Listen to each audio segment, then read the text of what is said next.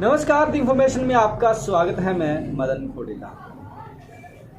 BBC पर red हुई थी या फिर इनकम टैक्स डिपार्टमेंट का सर्वे हुआ था। सर्वे कह लें या रेड कह लें, लेकिन मामला टैक्स चोरी का था। इनकम टैक्स विभाग को, ईडी को ये लगता था, पास कुछ ऐसी सूचनाएं आई कि ब्रिटिश ब्रॉडकास्ट कॉरपोरेशन ने भारत में इनकम टैक्स नियमों का और एक साल में कम से कम 50 करोड़ रुपया कम भरा है, इनकम टैक्स कम दिया है।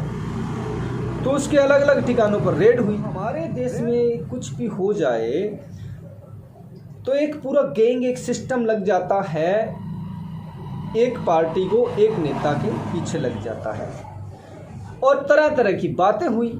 पत्रकारिता खत्म हो गई है, बोलने नहीं दिया जा रहा है, आज़ादी खत्म हो गई है, तरह तरह के जो कुछ कहना था कहा। तब क्या हुआ था ये हम बताएंगे और ये भी बताएंगे कि किस तरह से इन्होंने नागिन डांस शुरू कर दिया था। ये भी बताएंगे कि आज के टाइम में क्या हुआ है। तो मैं स्क्रीन की तरफ आपको लेकर के जाऊंगा।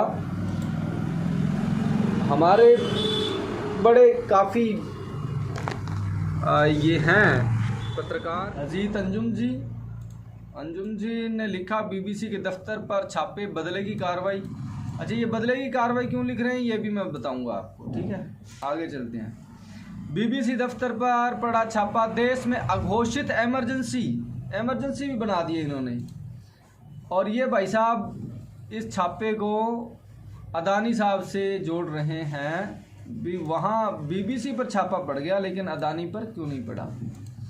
और ये पवन खेड़ा जी, मोदी जी आईना तोड़ देते हैं, इनका आईना ही तोड़ दिया इन्होंने। अब सुबह सुबह ये जाकर के अपनी शक्ल कैसे कहाँ देखेंगे, वैसे इनको शक्ल देखने की ज़रूरत भी क्या है, ठीक है। और ये बीबीसी टैक्स मामले में बड़ी खबर, ये ताज़ा खबर है कि इनकम टैक्स डिपार्टमेंट को मिले टैक्स चोरी के सबूत, ठीक है जी। अब लौट के हम वापस, मैंने वो चीज़ आपको दिखाई है कि जब 3 महीने पहले इनकम टैक्स डिपार्टमेंट ने रेड की थी बीबीसी के अलग अलग दफ्तरों पर, तो इस तरह का ये सारा रोना पिटना शुरू हो गया था। और रोना पिटना इस तरह शुरू हुआ था कि लोग बस कह रहे थे कि हिंदुस्तान रहने लायक नहीं रहा है। खैर, अब ऊंट पहाड़ के नीचे आ गया है। वो बीबीसी जिसके लिए ये सब नेता और सब पत्रकार नागिन डांस कर रहे थे, रो रहे थे, पिट रहे थे, वो बीबीसी ये कह रहा है कि हाँ, हमने टैक्स, उसने एप्लीकेशन दिया है, फार्म दिया है, उसने अर्जी दी है कि हम 50 लाख रुपया, करोड़ रुपया भरने को तैयार हैं। हम पर कार्रवाई ना की जाए, हम पिछला पैसा जो कम भरा है हमने, वो हम भर देंगे। अब जवाब देंगे ये पत्रकार, अपने आप को बड़ा महान पत्रकार कहते हैं, बड़े सालों तक। इनकी तो दाढ़ी भी मेरी तरह, मेरी तो कम है अभी, उनकी ज़्यादा चिट्टी आ गई है, सफ़ेद हो गई है। वो पत्रकार अब जवाब देंगे क्या कि वो बीबीसी विदेशी न्यूज एजेंसी है, इस पर भी मैं आऊँगा। वो ब्रिटिश ब्रॉडकास्ट कॉरपोरेशन जो हिंदुस्तान के नियमों को ताक पर रख करके, इनकम टैक्स डिपार्टमेंट के नियमों को ताक पर रख करके, और टैक्स कब भरता है जब उसकी जांच होती है, तो कहते हैं कि पत्रकारिता मतलब इमरजेंसी हो गई है। एक तरफ तो चोरी और दूसरी तरफ सीना जोरी, दोनों चलेगी साथ में। पंजाब में भाई साहब क्या हो रहा है? पंजाब में अजीत समूह के जो प्रमुख हैं हमदर्द साहब, उनको भी नोटिस गया है, उनसे भी पूछताछ हुई है। ये दिल्ली में अरविंद केजरीवाल जी कहते हैं बैठ कर के कि मोदी जी पत्रकारिता को अपनी जकड़ में ले रहे हैं। पंजाब में आपकी सरकार क्या कर रही है? क्यों बुलाया गया संपादक जी को? विजिलेंस डिपार्टमेंट क्यों पीछे लगा हुआ है? आप तो ट्वीट करके उसे टारगेट करते हैं।